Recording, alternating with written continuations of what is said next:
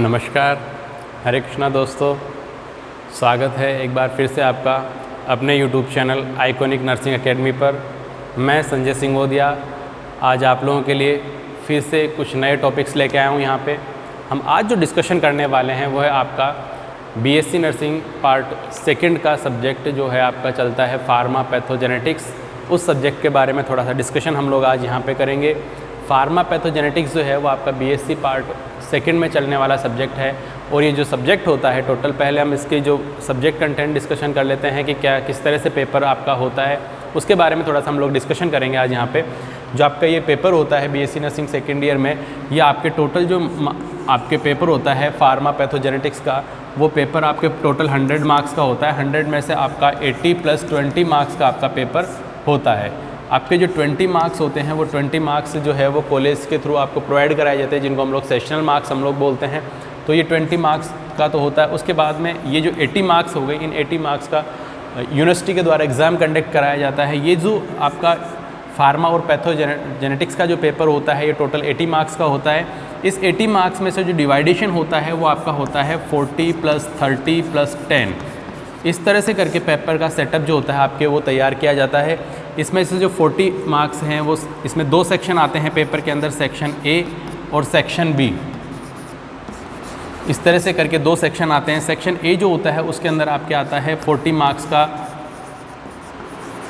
Pharmacology. उसमें आपके 40 marks का फार्माकोलॉजी पूछा जाता है। जो सेक्शन बी होता है आपका, उस सेक्शन बी में जो होता है आपके वो भी आपके 40 मार्क्स का होता है, बट उसमें 2 डिवाइडेशन होते हैं। उसमें 30 मार्क्स के जो क्वेश्चंस होते हैं वो तो आपके आते हैं पैथोलॉजी से, और जो रिमेनिंग 10 मार्क्स हैं वो 10 मार्क्स के आपके क्वेश्चन पूछे जाते हैं जेनेटिक्स पे।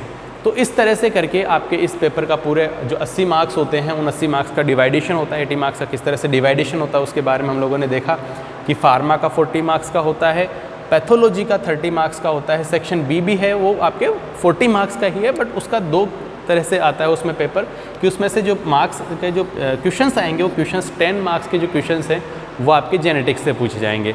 तो यहाँ पे हमारे लिए जेनेटिक्स पढ़ना भी उतना ही इम्पोर्टेंट है जितना आपके फार्मा और पैथो को पढ़ना इम्पोर्टेंट है। उसी तरह से आपके लिए जेनेटिक्स भी इम्पोर्टेंस रखता है। और हमने यूजुअली देखा है स्टूडेंट्स जो होते हैं वो क्या करते हैं, फार्मा और पैथो को तो पूरा फोकस करते हैं, पूरे साल जो है वो स्टडी करते हैं, पर जेनेटिक्स वाले जो पोर्शन होता है उस जेनेटिक्स वाले पोर्शन पे वो एम्फेसिस नहीं करते, उस पर जोर नहीं देते हैं, जिस कारण से उनके या तो मार्क्स कम रह जाते हैं, वो अच्छा स्कोर नहीं कर पाते, और जो स्टूडेंट पासिंग बॉर्डर पे रहते हैं वो भी और अच्छा स्कोर भी कर सकते हैं। और जो मोस्ट ऑफ देम हमने ये भी देखा है कि जो आपके जो सेकेंड ईयर में जो सबसे ज़्यादा सप्लीमेंट्री जो रहती है वो सप्लीमेंट्री रहती है आपके फार्मा पैथोजेनेटिक्स में। और इसका बेसिक जो रीज़न है, जो मेन रीज़न है वो क्या है, आपका जेनेटिक्स वाले पोर्शन को कवर नहीं करना सबसे बड़ा रीज़न है। क्योंकि आपने 10 मार्क्स के जो क्वेश्चन है वो 10 मार्क्स के क्वेश्चन आपने इसलिए छोड़ दिए क्योंकि आपने उसको स्टडी नहीं किया है। तो इसलिए हमारा जो फार्मा और पैथो को स्टार्ट करने से पहले हम यहाँ पे जो पहले स्टार्ट करेंगे वो जेनेटिक्स से स्टार्ट करेंगे, ताकि आप लोग जेनेटिक्स को पहले पढ़ लें। तो जेनेटिक्स की जब हम बात करते हैं तो जेनेटिक्स के बारे में जो सब्जेक्ट है उस सब्जेक्ट के बारे में थोड़ा सा एलेब्रेशन करेंगे कि किस तरह से जेनेटिक्स जो है वो हमारे लाइफ के अंदर आया है, किस तरह से इसका डेवलपमेंट हुआ, किस तरह से लोगों ने इसका इन्वेंशन किया और कब से इसकी जेनेटिक्स की स्टडी स्टार्ट हुई आपके।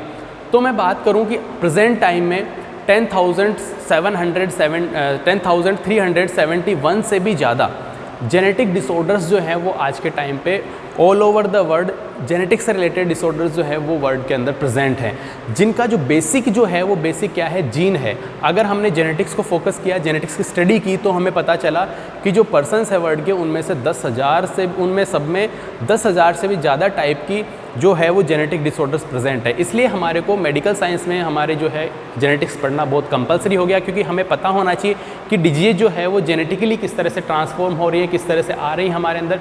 तो ये पढ़ने के लिए हमारे के लिए जेनेटिक्स पढ़ना दूसरे इस एस्पेक्ट के लिए भी ज़रूरी है कि हमें डिजीज़ की स्टडी करना ज़रूरी है, उन 10,000 डिजीज़ की हमें स्टडी करना ज़रूरी है। अब हम बात करें थोड़ा सा हिस्टोरिकल, अगर इसका डेवलपमेंट की बात करें किस तरह से हिस्टोरिकल डेवलपमेंट हुआ है जेनेटिक्स का, तो उसमें मैं आपको बताऊं फादर ऑफ जो जेनेटिक्स हैं, जो फादर ऑफ जेनेटिक्स हैं वो हैं आपके ग्रिगर जॉन मेंडल, जिसके बारे में आपने बहुत कुछ सुना होगा, जिसके बारे में आपने 9th 10th 11th 12th की आपकी क्लासेस जो आपने प्रीवियस क्लासेज जो आपने ली थी उन क्लासेज में आपने पढ़ा होगा बायोलॉजी के अंदर कि ग्रिगर जॉन मेंडल जो थे, जिन्होंने मटर के दाने के ऊपर अपना जो थ्योरीज दी थी उनको क्रॉस मैच करवाया था, उसके बारे में आपने सुना होगा। तो वही क्या है, हमारे जेनेटिक्स के जन्मदाता हैं, फादर ऑफ जेनेटिक्स जो है वो कौन है, ग्रिगर जॉन मेंडल है। मैं ग्रिगर जॉन मेंडल जो है उनकी जो उनका जो लाइफ था उससे काफ़ी इंप्रेस हुआ। मैंने जब स्टडी की तो मुझे लगा कि मुझे आप लोगों को भी बताना चाहिए। तो मैं एक थोड़ा सा ब्रीफिंग करके शॉर्ट में 3-4 मिनट में आपको इसका कंप्लीट जो इसकी लाइफ है वो कंप्लीट लाइफ को एक बार बताना चाहूँगा, क्योंकि बहुत इंप्रेसिव लाइफ है। इतना स्ट्रगलिंग और इतना नॉन डोमिनेटिंग जो उनका जो नेचर था उसके हिसाब से उन्होंने अपनी पूरी लाइफ को स्पेंड किया, इतनी स्टडीज़ करी और बहुत एलैबोरेटेड टाइप की स्टडीज़ जिनके बारे में हम लोग आज के टाइम पे भी नहीं सोच सकते, उस लेवल पे उन्होंने उस विदाउट रिसोर्सेज उन्होंने सारी चीज़ें जो है वो कंडक्ट करी। तो एक बहुत इम्प्रेसिव पर्सनैलिटी जो है वो उनकी थी। तो उस पर्सनैलिटी के बारे में हमारा खुद का भी दायित्व तो बनता है कि कम से कम 2-4 मिनट हम उनके लिए उनको स्टडी करें, उनके बारे में जानें। सभी को जानना भी चाहिए। जब हम जेनेटिक्स ही पढ़ रहे हैं तो जेनेटिक्स के जो फादर हैं उनके बारे में तो हमें ऑफकोर्स थोड़ा सा जानकारी होनी चाहिए। अगर हम बात करें उनके बर्थ से ही स्टार्ट करें तो उनका जो बर्थ है वो 22 जुलाई 1822 के अंदर उनका जन्म हुआ था। ऑस्ट्रिया में ही हुआ था उनका जन्म। 22 जुलाई 1822 के अंदर उनका जन्म हुआ। जन्म के बाद में उनकी परवरिश जो थी एक आम जिस तरह से एक फैमिली के अंदर जिस तरह की परवरिश होती है, एक मिडिल क्लास फैमिलीज़ के अंदर जिस तरह की परवरिश होती है उस तरह की उनकी परवरिश हुई। उसके बाद में परवरिश के बाद में वो सिर्फ 21 साल की एज में वो आपके 1843 के अंदर 1843 के अंदर वो क्या हुए, आपके एक चर्च था वहाँ पे, उस चर्च में मॉन्क बन गए, फादर बन गए, पादरी बन गए वहाँ पे। और वहाँ पे एज ए फादर वो काम करना स्टार्ट कर दिया उन्होंने उस 21 साल की उम्र में जब वो काम करना स्टार्ट किया। उसके बाद में फिर आगे जाके उनका फिर 7-8-10 साल बाद में उनका मन किया और 1851 के अंदर वो फिर स्टडी करने के लिए अपनी फर्दर स्टडीज़ के लिए जो उनका डिपार्टमेंट था जो नेचुरल साइंस और मैथमेटिक्स जो था, नेचुरल साइंस एंड मैथमेटिक्स जो था, उस डिपार्टमेंट के अंदर वो आगे फर्दर स्टडीज़ के लिए अपने वहाँ से उन्होंने वो वहाँ से जो मॉन्क का जो काम कर रहे थे, जो फादर का जो काम कर रहे थे, उन्होंने उसको छोड़ा और निकल लिए स्टडीज़ करने के लिए। स्टडीज़ करने चले गए। उन्होंने अपनी 4 साल 5 साल अपनी स्टडीज़ कंप्लीट करी और 1856 के अंदर वो वापस आए वहाँ से। और वापस से उन्होंने क्या किया, वहाँ फादर के पद पे, मॉन्क के पद पे, पादरी के पद पे वापस से ज्वाइन कर लिया। अब उन्होंने क्या किया था, नेचुरल साइंस और मैथमेटिक्स की स्टडी करी थी। तो उन्होंने क्या किया, वहाँ पे जो एज ए फादर रहते हुए उन्होंने क्या किया, वहाँ पे लोगों को पढ़ाना भी स्टार्ट कर दिया। जो लोग थे वहाँ पे उनको नेचुरल जो साइंस थी उन नेचुरल साइंसेस के बारे में और जो मैथमेटिक्स थी उसके बारे में वो थोड़ा थोड़ा पढ़ाना भी स्टार्ट कर दिया। एक दिन उसी ईयर में 1956 जो था उनके लिए बहुत एक तरह से चेंजिंग ईयर था। और उसी साल उन्होंने देखा कि जब वो गार्डन जो उनका जो चर्च का जो गार्डन था, उस चर्च के गार्डन में उन्होंने मटर के दाने देखे, है ना। और जब उन्होंने मटर के दाने देखे तो उनको देख के वो सरप्राइज रह गए। क्यूरियोसिटी उनके मन में आई कि यार ये जो एक ही पेड़ के मटर के दाने हैं और इन दोनों दानों का जो कलर है वो अलग अलग क्यों आ रहा है। तो ये सब चीज़ कैसे हुई, क्यूरियोसिटी से। मतलब हमारे को भी क्यूरियोसिटी रखनी चाहिए मन के अंदर। उनके मन में क्यूरियोसिटी आई और क्यूरियोसिटी आने पे उन्होंने क्या किया, उन्होंने उसको स्टडी करना स्टार्ट कर दिया। और उनके मन में जो है खलबली मच गई कि यार ऐसा क्यों, यार ऐसा क्यों। वो रात दिन सोचते रहे इसके बारे में कि, और उन दोनों दानों को उन्होंने वहाँ से ले लिया। जो दोनों दाने थे, दोनों अलग अलग कलर के दाने थे, उन दोनों को ले लिया उन्होंने और लेके और निकल लिए वहाँ से। फिर उन्होंने क्या किया, उन दोनों दानों को उगाया उन्होंने। फिर उनकी जो ब्रीडिंग्स आई, जो उनकी जो फिर उसके बाद में जो उगे मटर, उनको फिर उन्होंने स्टडी किया। तो इस तरह से उन्होंने क्या किया, धीरे धीरे स्टडीज़ करी और खूब दिन तक उन्होंने 1856 से लेके और 1863 तक 63 तक उन्होंने कंटिन्यूसली बस वो क्या करते, एक ही काम उनका, वहाँ फादर का जॉब करते और फादर का जॉब करने के अलावा वो क्या करते, वहाँ पे आके और जो वहाँ पे फादर के अलावा वहाँ पे जाते और जो गार्डन था उस गार्डन में आते और गार्डन में जो बीज बोते उन बीजों को फिर वापस से बीज बो के उनकी फिर मटर प्राप्त करते, फिर उनको बेचते। तो उनके पास एक तो ये सोचो कि इतने सारे मटर हो गए थे, दाने हो गए, तो फिर उन्होंने क्या किया, एक स्टॉल भी लगा लिया वहाँ पे, चर्च के सामने एक स्टॉल लगा लिया जहाँ पे वो क्या करते थे, जो मटर के जो बोते थे, जो बीज थे, उन बीजों को डिस्ट्रीब्यूट करना भी उन्होंने, हाई क्लास के उन्होंने बीज तैयार करे, उन बीजों को भी क्या करा, उन्होंने बेचना भी स्टार्ट कर दिया। तो मतलब स्टॉल भी लगाई उन्होंने, देखो स्टॉल लगाई और ये सारे काम उन्होंने किए। और जो है उन्होंने फाइनली जो था 1863 में अपनी जो प्योर स्टडी थी, प्योर जो स्टडी की थी उन्होंने, जो फील्ड स्टडी की थी, उस प्योर एक्सपेरिमेंट की जो स्टडीज़ थी, उन स्टडीज़ को उन्होंने क्या किया, फिर उन्होंने पब्लिश करना स्टार्ट किया। फिर कंटिन्यू 2 साल तक उन्होंने जो अपना रिसर्च था, जो उन्होंने जो पूरी स्टडीज़ की थी, उन स्टडीज़ को तैयार करके और 1865 के अंदर उन्होंने क्या किया, मेंडल के नियम जो हम लोग पढ़ते हैं, जो नियम प्रतिपादित करे, उन्होंने नियम बनाए और हमारे जो हम लोग आज पढ़ते हैं, जो थ्योरीज़ हैं, जो हम लोग स्टडी करते हैं, वो उन्होंने दिए। उसके बाद में जो पब्लिकेशन किया उन्होंने लोकल मैगजीन्स के अंदर उन्होंने पब्लिकेशन किया, पर उसको जो है उनको कोई रिकॉग्निशन नहीं मिला, कुछ भी नहीं हुआ। और लोग जब वो इस तरह की बातें करते थे कि मैंने इस तरह से इनका संकरण कराया, क्रॉस मैचिंग कराई और इस तरह से मैंने नया कलर का पेड़ बनाया है, ये तो सब लोग उनको क्या बोलते हैं कि फादर पागल हो गए, इनको कुछ भी आइडिया नहीं है कि वे ये क्या कर रहे हैं, ये तो जो है ये भगवान की भक्ति करते करते इनका जो है दिमाग ख़राब हो गया और ये पागल हो गए हैं, सटिया गए हैं और अब इनका कुछ हो नहीं सकता। इस तरह से उनको कमेंट आने लग गए, पर फिर भी उन्होंने अपनी रिसर्चेस को चालू रखा, सब कुछ रहा। और 1865 में उन्होंने फिर जो हम लोग आज पढ़ते हैं, जो उनकी मेहनत की बदौलत ही हम उनको फादर ऑफ आपके जेनेटिक्स हम उनको बोलते हैं। फिर कोई रिकॉग्निशन नहीं मिला, पर 1900 में जाके वहाँ उनकी डेथ के बारे में बताऊँ मैं, डेथ किस तरह से हुई। 1884 के अंदर 6 जनवरी 1884 के अंदर एक किडनी से रिलेटेड एक जटिल बीमारी थी किडनी की, उस किडनी की बीमारी से इनकी डेथ हो गई। डेथ के बाद में भी कोई नहीं, 84 में डेथ हो गई। उसके डेथ के 16 साल बाद में वर्ल्ड के 3 अलग अलग लोग जो थे, उन 3 अलग अलग लोगों ने उनके पब्लिकेशंस को पढ़ा और जेनेटिक्स की स्टडी करी। जो 3 लोग थे वो एक तो थे आपके डीब्रिस थे, पोलैंड से थे, उसके बाद एक वॉन सेरमात थे जो आपके ऑस्ट्रिया से थे, और एक कार्ल कारेंस थे जो जर्मनी से थे। वर्ल्ड के 3 अलग अलग जगह के लोगों ने उनके पब्लिकेशंस पढ़े और उस पब्लिकेशन के आधार पे उन्होंने स्टडीज़ करी। तो वास्तव में उन्होंने जो स्टडीज़ करी थी उसको क्या किया, उन्होंने प्रूफ किया कि हाँ वास्तव में जो मेंडल ने जो दिए थे, ग्रिगर जॉन मेंडल ने जो नियम दिए हैं वो वास्तव में सही हैं। और उसके बाद में फिर उनको रिकॉग्निशन मिला कि हाँ साहब, ग्रिगर मेंडल ने जो स्टडीज़ की थी वो वास्तव में सही थी, और उसके बाद में उनको पद मिला फादर ऑफ जेनेटिक्स का। तो इस तरह से उन्होंने इतना स्ट्रगल किया, कोई उनका नाम नहीं हुआ, कुछ भी नहीं हुआ, बट फिर भी उन्होंने अपनी जो लाइफ है उस लाइफ का इतना लंबा पीरियड स्ट्रगल करते हुए, और आप सोचिए सबसे बड़ी बात यह कि इतनी सारी उन्होंने क्रॉस मैचिंग्स कराई। चलो कोई बात नहीं, मेहनत करी, इट्स ओके, हर आदमी करता है, बट इतनी मेहनत करी उन्होंने। और सोचिए उन्होंने उस टाइम पे ना कोई मोबाइल थे, ना कोई सेल फोन्स थे, ना कुछ और था कि जहाँ पे वो क्या करें, अपनी जो रिसर्चेज हैं, जो अपने जो क्रॉस मैचिंग है उस क्रॉस मैचिंग की हिस्ट्री को वो तैयार कर सके, कुछ भी नहीं। बट फिर भी उन्होंने इतना सारा लंबा रिकॉर्ड जो अपना जो 7 साल 8 साल उन्होंने जो क्रॉस मैचिंग कराते रहे कंटिन्यूस, 8 साल की क्रॉस मैचिंग का जो रिजल्ट है उन्होंने किस तरह से बना के रखा होगा, वो सबसे बड़ी बात है।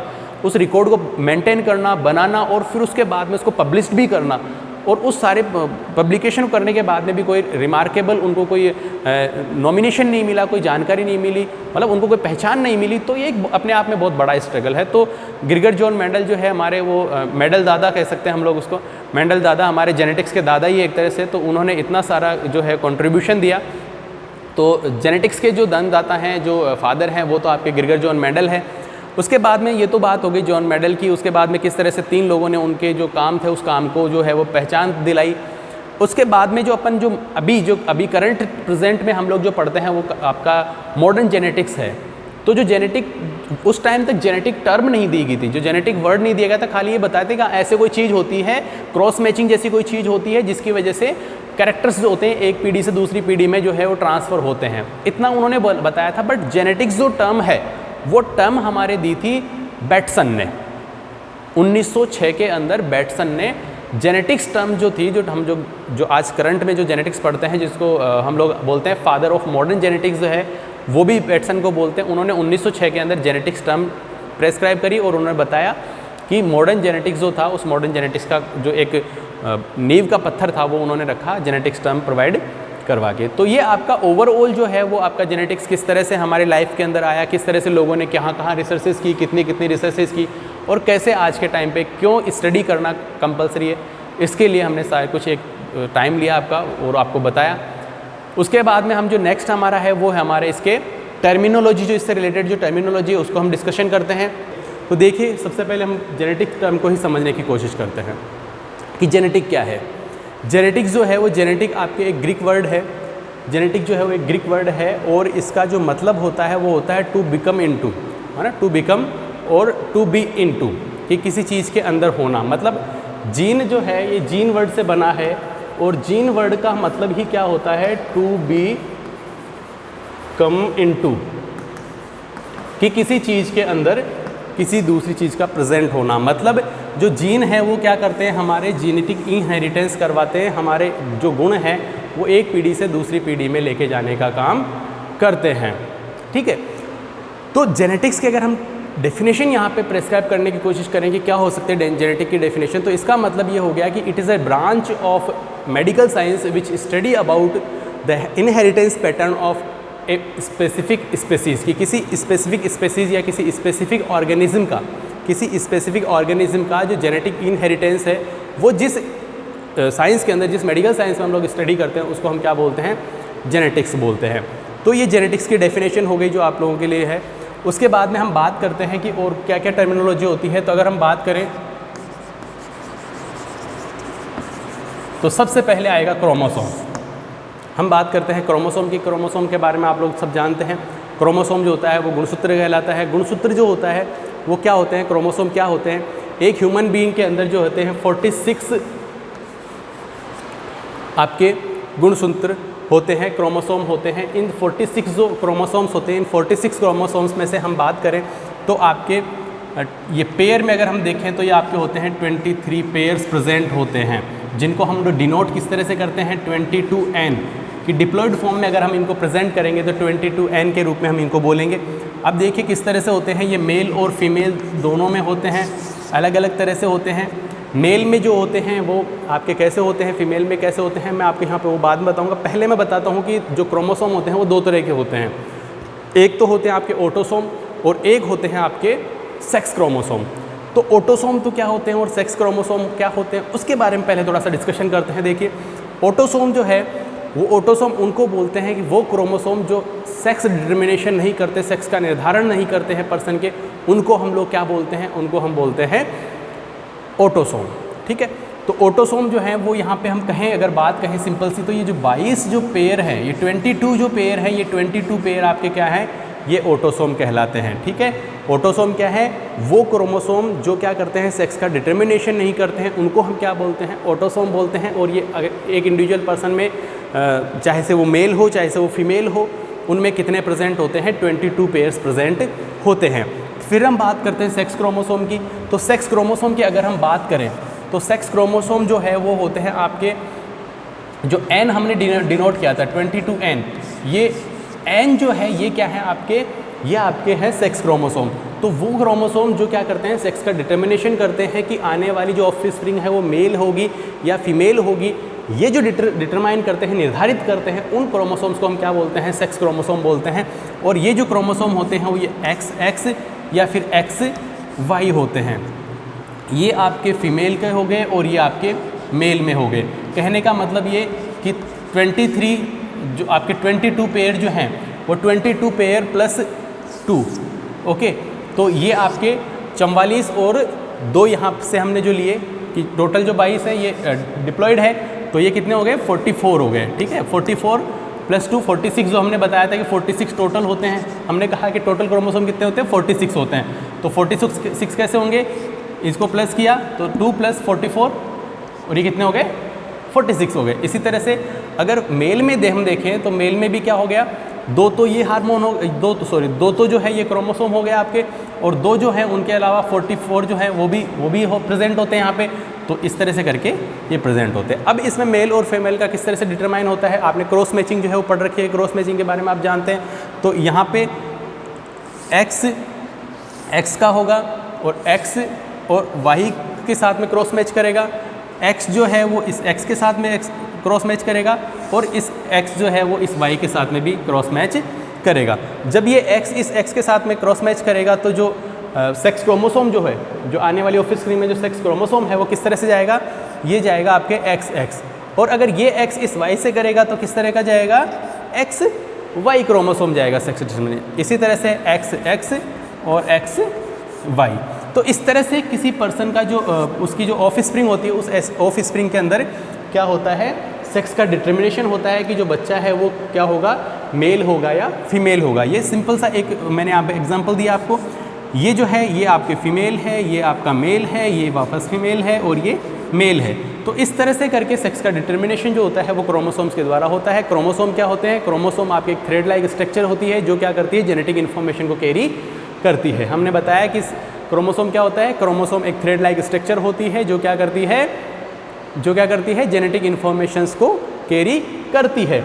अब क्रोमोसोम में हमने फिर बताया कि दो तरह के क्रोमोसोम होते हैं, एक ऑटोसोम होता है, एक सेक्स क्रोमोसोम होते हैं। ऑटोसोम जो होते हैं वो 44 होते हैं आपके, और जो आपके सेक्स क्रोमोसोम होते हैं वो कितने होते हैं, 2 होते हैं। मेल के अंदर जो होते हैं वो आपके क्या होते हैं, XY होते हैं, और फीमेल में XX होते हैं।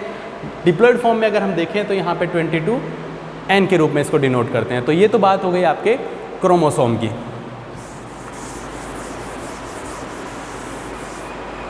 उसके बाद में हम देखते हैं जीन।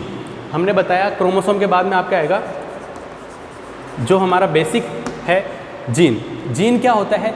जीन जो है वो क्या है, आपके स्ट्रक्चरल और फंक्शनल यूनिट होती है क्रोमोसोम की। जीन क्या है, आपके क्रोमोसोम की स्ट्रक्चरल और फंक्शनल यूनिट जो होती है उसको हम क्या बोलते हैं, जीन बोलते हैं। उसके बाद में एक टर्म और आएगी आपके जिसको हम बोलते हैं एलील। एलील जो टर्म है उस एलील का मतलब होता है this is the variant of gene.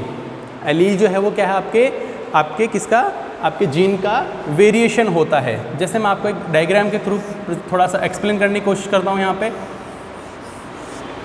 Suppose ये 2 जीन है आपके,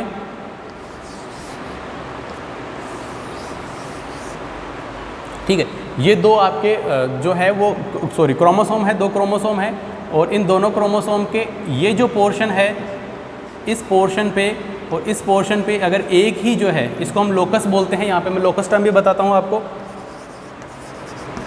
लोकस क्या होता है?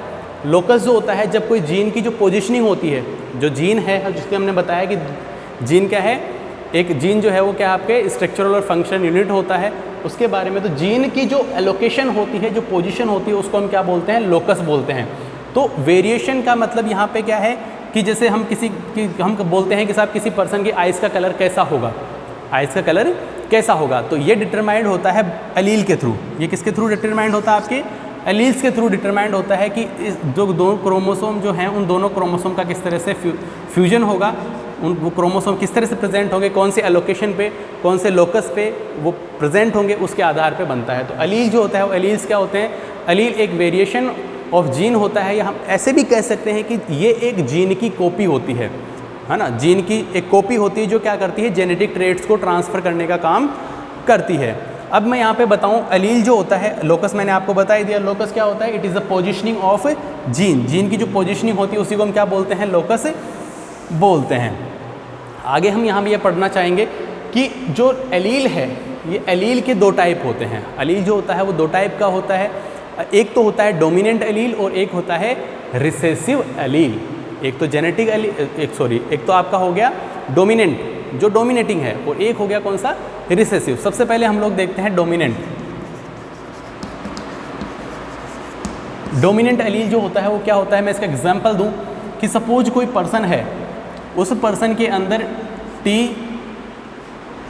Small T and T type के जो हैं वो प्रेजेंट है उसके अंदर क्रोमोसोम। और यहाँ पे मैं ये कहूँ आपको कि ये जो टी है, कैपिटल जो टी है, ये कैपिटल टी क्या डिनोट करता है, उसकी टॉलनेस को रिप्रेजेंट करता है।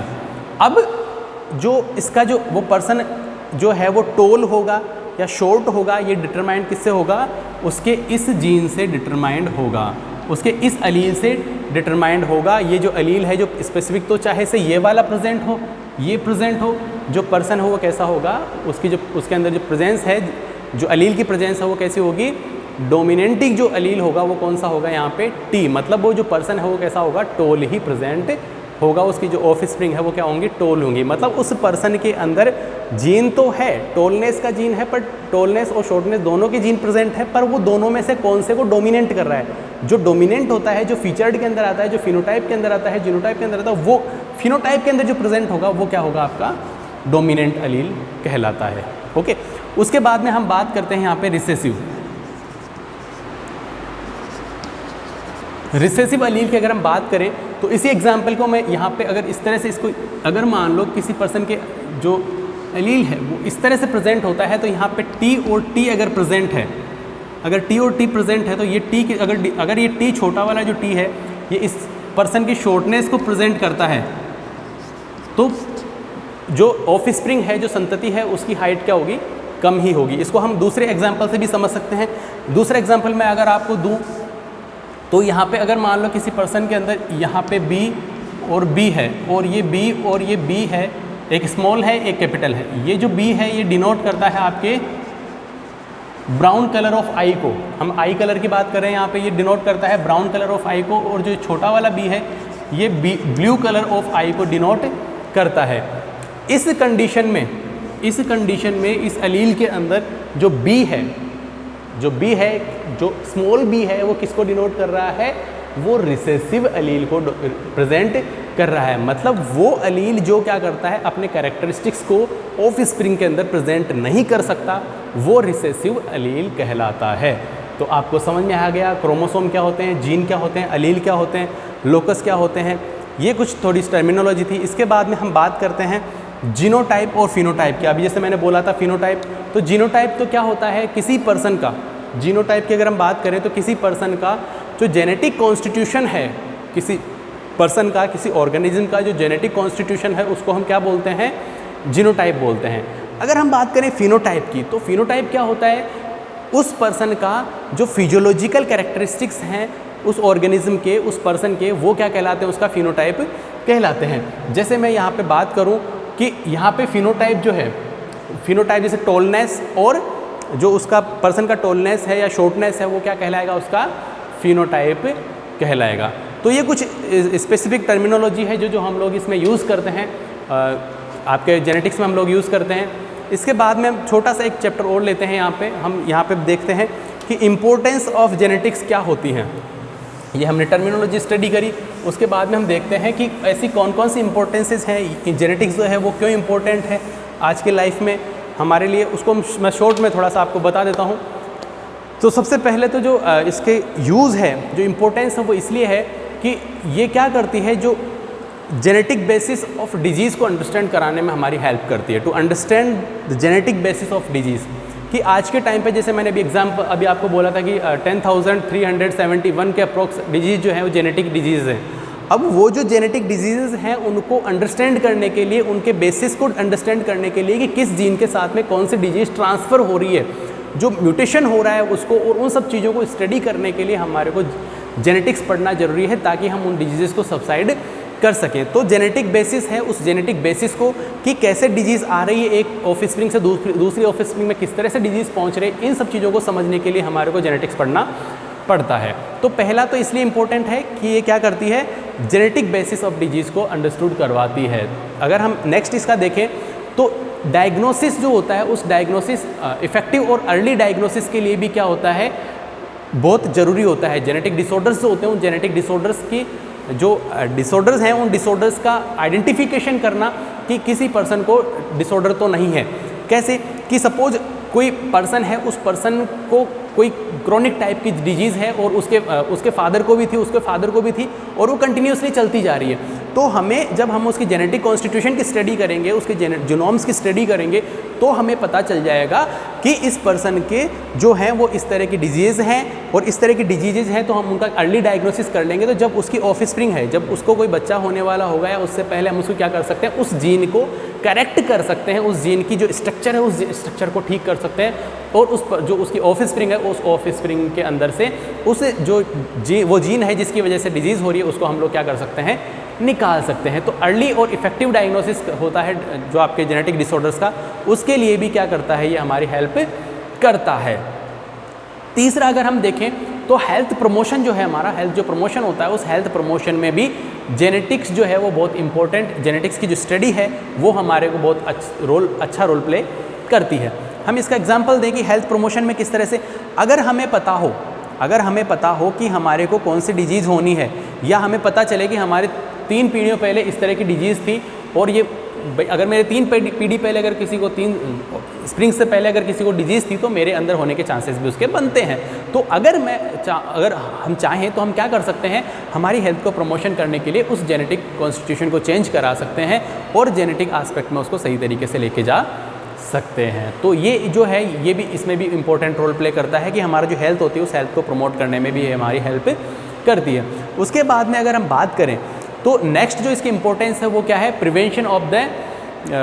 Prevention of genetic conditions. जो जेनेटिक कंडीशंस होती हैं उन जेनेटिक कंडीशंस की का प्रिवेंशन करने में भी हेल्प करता है। कैसे कि जैसे कई तरह की ऐसी डिजीज़ होती हैं जो क्या करती हैं हमारे आज के टाइम पे जो है वो होती रहती है। तो उन डिजीज़ का जैसे मान लो आपके मैं बात करूँ फिनाइल कीटोन यूरिया हो गया या फिर ऐसे कई सारे डिजीज़ जो हैं उनको जिनको हम लोग क्या कर सकते हैं, जो किसी जीन के थ्रू एक पर्सन से दूसरे पर्सन में ट्रांसफ़र हो रही है तो उनको हम क्या कर सकते हैं, सबसाइड कर सकते हैं। और उनको जो पर्सन है उस पर्सन के चाइल्डहुड से ही अगर हम उसका मैनेजमेंट करके चलेंगे तो हम उनको सही तरीके से ठीक कर सकते हैं। फिर नेक्स्ट हम बात करें वो है आपका जेनेटिक इन्फॉर्मेशन और काउंसलिंग प्रोवाइड कराने में जेनेटिक्स का क्या रोल है। तो कई तरह की जो जेनेटिक डिजीज़ होती हैं उन जेनेटिक डिजीज़ को सबसाइड तो करना पॉसिबल नहीं हो पाता कई बार। तो उस कंडीशन में हम क्या कर सकते हैं, जो पर्सन है उनकी काउंसलिंग कर सकते हैं, उनको प्रॉपर इन्फॉर्मेशन प्रोवाइड करा सकते हैं और नॉन डायरेक्शनल जो हमारा एटीट्यूड होता है वो नॉन डायरेक्शनल एटीट्यूड हम लोग अप्लाई कर सकते हैं कि किसी पर्टिकुलर पर्सन के बारे में हम एक स्पेशल थॉट नहीं बनाए, हम अलग तरीके से उसके बारे में सोचें, उनको एजुकेशन प्रोवाइड कराना और उनको और ट्रेडिशनल जो नर्सिंग स्किल्स हैं उन ट्रेडिशनल नर्सिंग स्किल्स के थ्रू हम लोग क्या कर सकते हैं, उनको ठीक करने की कोशिश कर सकते हैं। तो ये जेनेटिक इन्फॉर्मेशन और काउंसलिंग में भी बहुत इंपॉर्टेंट रोल प्ले करता है। उसके बाद में हम बात करते हैं रेफरल सर्विसेज की। एज ए नर्स हम लोग जानते हैं कि सभी जो हेल्थ सर्विसेज हैं वो हेल्थ सर्विसेज एक ही कंपार्टमेंट में एक ही जगह पे एक ही हेल्थ केयर इंस्टीट्यूट पे अवेलेबल नहीं कराई जा सकती। इसलिए जब हेल्थ केयर सेंटर जो होते हैं उन हेल्थ केयर सेंटर्स का जैसे जैसे हम हायर लेवल पे जाते हैं, एडवांसमेंट होता चला जाता है, तो वहाँ पे हमें क्या करना पड़ता है, जो केसेस होते हैं उन केसेस को रेफ़र करना होता है जब हमारे कंट्रोल में सिचुएशन नहीं होती है।